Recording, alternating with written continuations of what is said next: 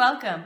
Today's video is going to be a little different because my topic was actually chosen by my viewers. So today I'm going to tell you just what I don't like about Denmark. So stay tuned.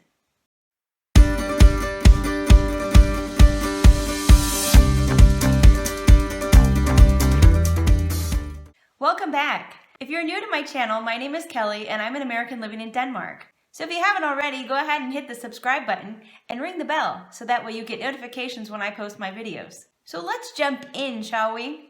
The topic today is what I don't like about Denmark. It is not what I hate about Denmark because hate is a strong word. And nobody wants to use such a negative word. I don't. But for right now, I'm going to just speak from the heart and tell you how things are for me. I can't speak for every foreigner living in Denmark. But this is just my 5 things of what I don't like about Denmark. Before I get into that though, I'd like to say thanks so much to all of my subscribers for being very supportive, especially all the Danes out there who are helping me fill in the gaps with my learning of the Danish culture. Your comments have been so appreciated. Keep them coming. Without further ado, let's get started with number 1. So the first thing that I don't really like about Denmark, and maybe you can relate, I don't like the long winters. Now, winter in general is not quite my favorite holiday. I don't mind cold weather if it only lasts a little bit of time, and I don't mind snow. I come from the Midwest in the US where we had lots of snow and much colder temperatures. But I just don't like how dark it is all the time. It's just very difficult for me to adjust to these days that get shorter and shorter like winter days do. But in Denmark, it gets really dark, I'd say from the middle of October until the middle of March.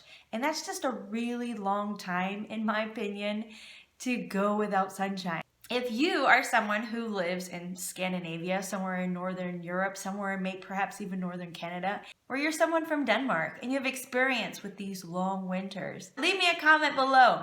How do you cope with the long winters? Is it something that maybe you don't like about Denmark? My number 2 thing of what I don't like about Denmark is that I don't like that there is not a lot of variety here. And I know that if you live in Copenhagen, you say, what are you talking about? We got plenty of variety here. Well, I'm sure you do. But the rest of Denmark, I wouldn't say that's so much the case. One thing specifically would be with food. I live in a small town, but all we have are pizza and burger places. And you get a little tired of that after a while. Maybe you'd like to go to a restaurant and get something else. Yes, I live in a small town, but I lived in a small town in the US at one point in time, and we had many, many more options. Also, when I listen to the radio, sometimes there are 2 channels that play the exact same thing, and I'm thinking, what is going on? I know it's very difficult when you come from a very large country that has a lot of different states and areas and over 300 million people. You're going to have a lot of variety in that type of place. When you have a country of 5 million people, it's not a lot of variety here. I know if I want variety, maybe I should go somewhere else, right? But it would be nice to have more options when I go places, like going out to eat, for example. Yes, perhaps I'll have to go to a bigger city if I want to go out to a restaurant, and we do. I know it's a really small thing to not like.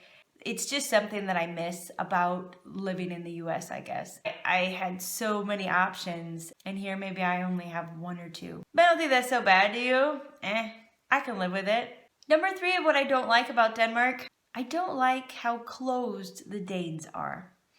Now, after living here for 3 years, I could say that things are much different. I think that you have to wear them down a little bit. They have to get used to you. But a lot of people who are Danish who've never lived anywhere else, they have their group of friends of people that they maybe went to school with, and they're still in the same group of friends. And they're not so inclined to open up that circle and invite a new person in. So it's like, well, what do you do as foreigners? You tend to make friends with other foreigners because they're very open to making new friends. So it's much easier. I have quite a few Danish friends. I have people that I spend time with all the time that are Danish.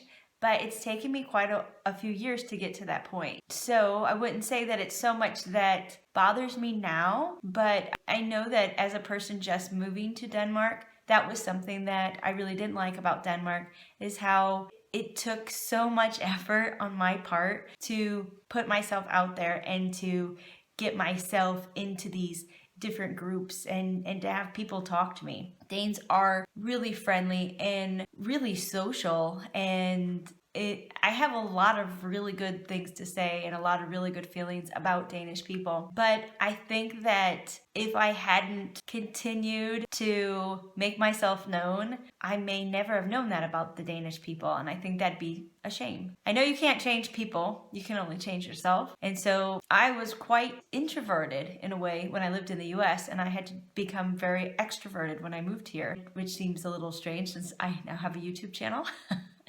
But I'm hoping that maybe this will reach out to other people who are maybe also having a hard time and saying, it's not so bad, things get easier. But I would have to say that my number 3 would be how hard it is to make friends at first with Danes, and how closed they are to people who, and I would say just foreigners, but I would say outsiders, people who aren't already in their circle of friends. But again, thanks to all my Danish subscribers who have completely thrown that out the window and are showing me that it's maybe a little bit easier than I thought.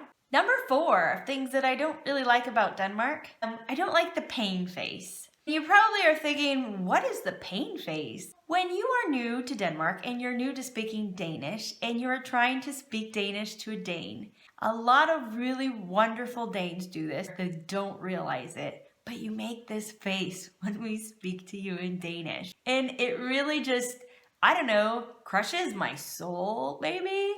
I know that's dramatic, but that's just how I am. Sometimes when I'm speaking with someone, I have one person in particular because I just love this person to death. They are so wonderful, so sweet, helped me out so much when I moved here. But she makes this pain face when I talk to her. I know she doesn't realize she's doing it. And I think she's just really trying to concentrate on what I'm saying and trying to understand me, but perhaps it's difficult. I'm from the US.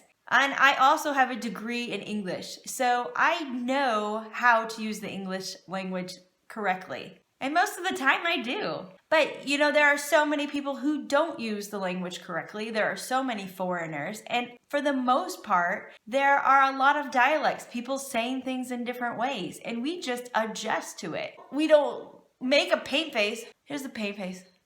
You know, and I'm just like, please stop. You know, it makes me want to stop talking because I don't want them to have that face. I don't want them to have that reaction. I've tried to speak the language in many countries, probably tried very poorly in these other countries, but I've never seen the pain face like I have in Denmark. I don't know. I know it was something that really bothered me when I first moved here, but I have lived here for quite a few years. Maybe my Danish has improved.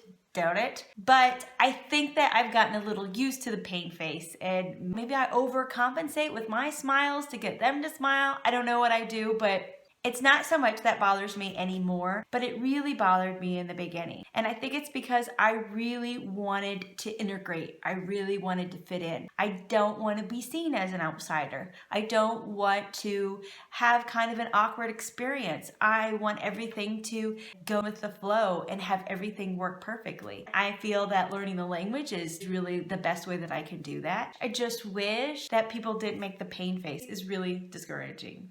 This leads into my number 5, and it's another thing you've asked for, most of my Danish viewers. They want to hear me speak in Danish. Well, here it goes. My number 5 thing that I do not like about Denmark. And I'm laughing when I'm saying this because, I don't know, it's so ridiculous, but here it goes. Number 5 is rød med fløde. Yeah, there you go. This is a Danish fruit dessert, but that is not what I'm talking about. And I think you know, because Danes tend to have this thing where they like to tease people who are learning Danish. We are not familiar with Danish sarcasm when we move to Denmark, so we don't understand that you're doing it to play. Much like my last video where I talk about how Copenhagen doesn't like Jutland and Jutland doesn't like Copenhagen. To me, it's all Denmark, so I don't really know much of a difference. It's, like I said, it's a Danish thing. It's not a foreigner thing. When a foreigner comes to this country and we are trying so hard to say, whoa, and they're just like, whoa, whoa, whoa, whoa. you know, and we're really, really trying. And I mean, it took me forever to be able to say that word. Then you have, and I swear, I get little kids who do it, and I'm just thinking, what? I've made sure I talk to my children, I say, you ever have someone who comes up to you who's speaking Danish that is not perfect, like their little perfect Danish after 3 months, thanks very much. Geez, wish I could speak perfect Danish after 3 months. But it took them no time at all to learn Danish, and it's perfect. And so, of course, they want to correct me on my pronunciation. But I tell them, I said, whenever you come up to a foreigner who is trying to say something, you don't give them the pain face.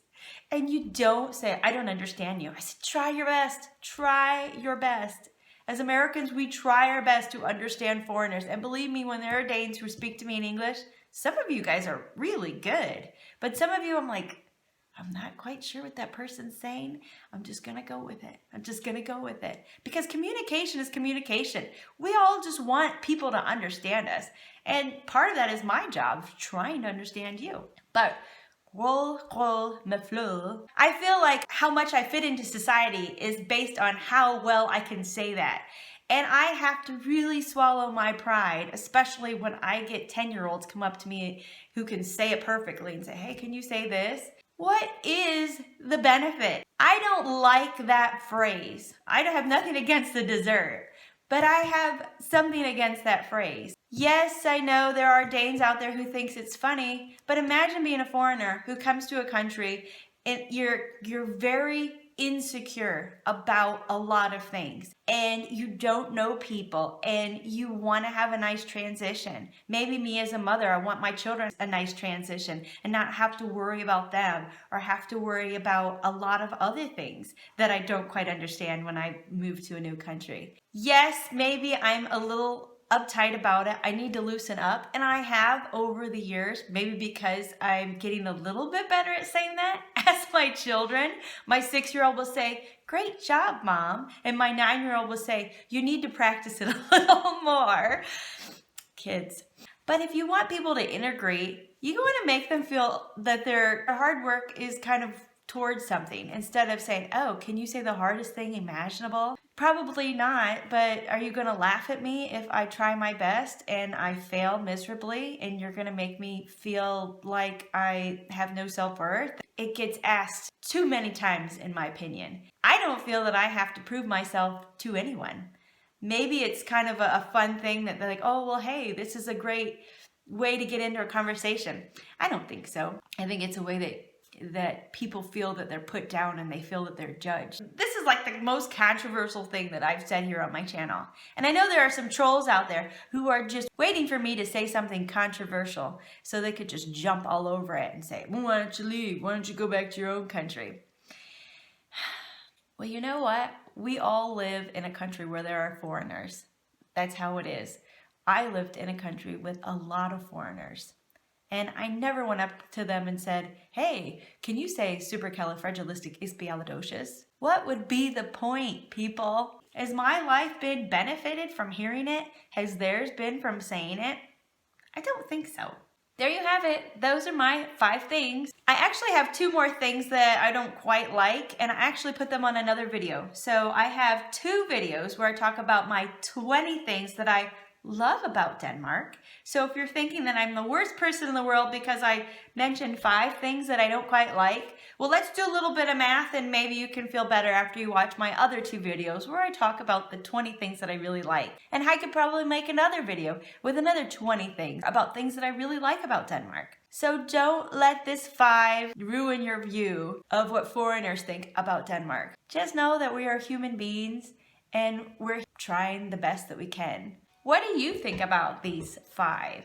I'm sure I'm going to hear about it in the comments. I'm sure it takes just as much effort to write a nasty comment as it does to write a positive comment.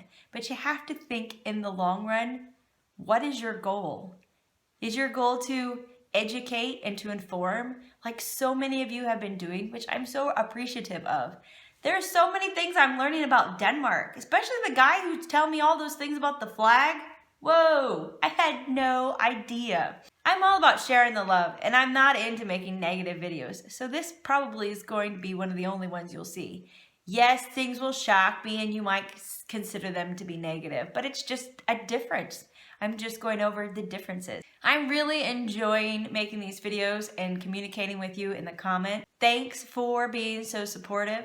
Thanks for helping me get to this point. At this point in time when I'm recording, we are close to reaching 1,000 subscribers. You guys are amazing. Thank you so much for your support and coming back and giving me more ideas to discuss. I can't tell you how my views of Danes in Denmark has changed over the last couple of months making these videos compared to the last 3 years of living here. Your opinions of things and your feedback and your experience and your support is really, really important. So thanks so much for being there, helping me see things in a completely different way. I love Denmark so much more now than I did before. If you like this video, give me a thumbs up.